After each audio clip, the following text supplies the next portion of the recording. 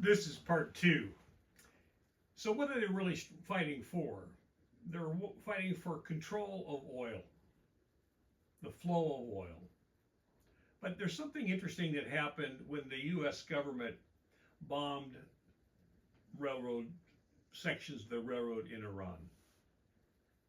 And Russia and China, they all have routes going east, going to China and that area. So what if they all got together, because that whole side of the world is against what the U.S. is trying to do and Netanyahu's trying to do, and they just ship it all overland?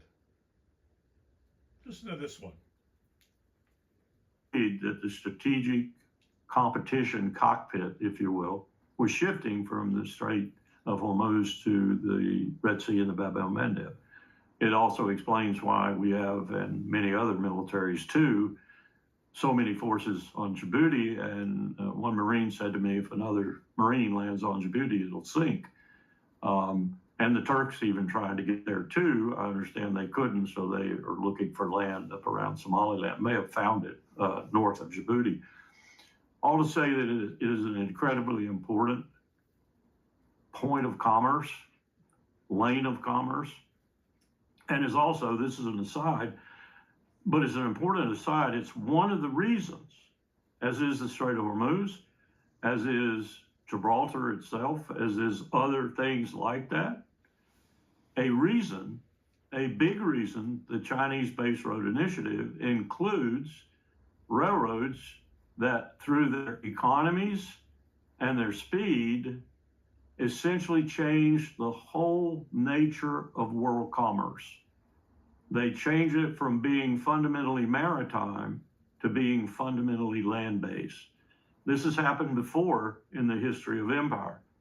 It happened 2,000 years or so ago when people got tired of paying the almost piratical rates of the Portuguese and others who maintained surveillance, as we do today, of the maritime routes. They got tired of it, built these internal routes, and put these people out of business. That's what the Chinese are going to do. That's why we're fighting some of this conflict. When you really search the strategic purpose that we're doing this, I don't think Trump has a clue, but there are people behind him who have lots of clues, and they're trying to stop this.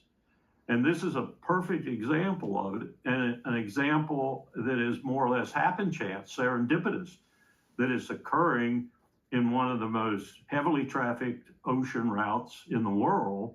And it's occurring with these various aspects of this war that's going on, and some of the people, belligerents in that war.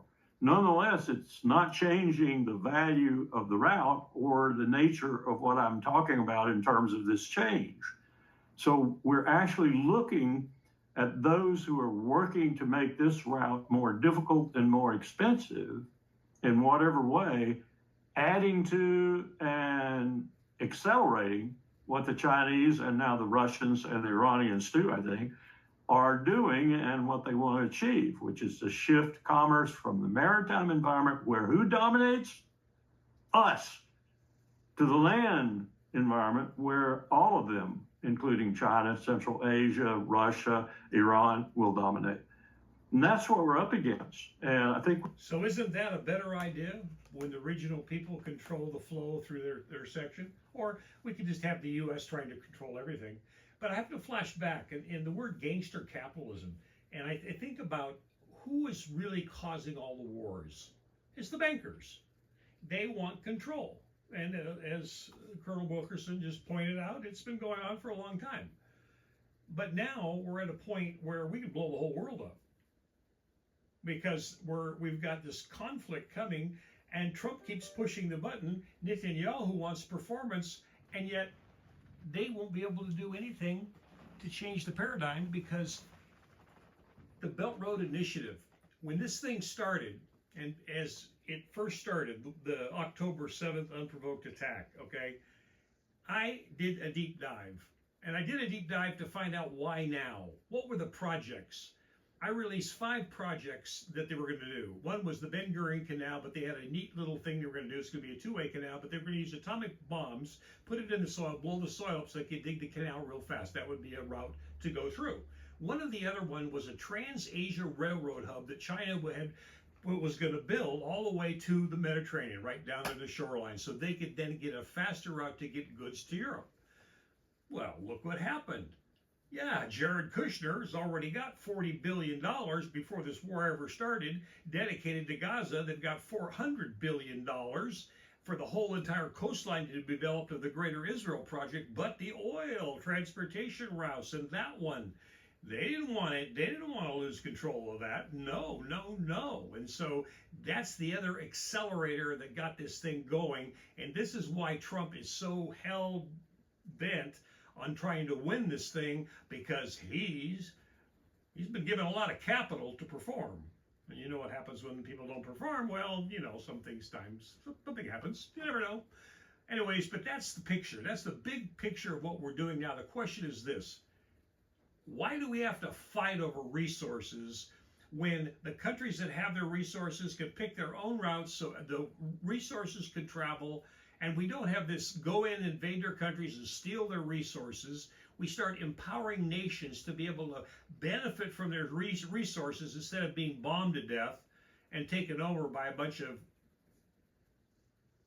gangster capitalists that'll kill and cheat and steal and do whatever they can to get your minerals. It's been going way too long, folks.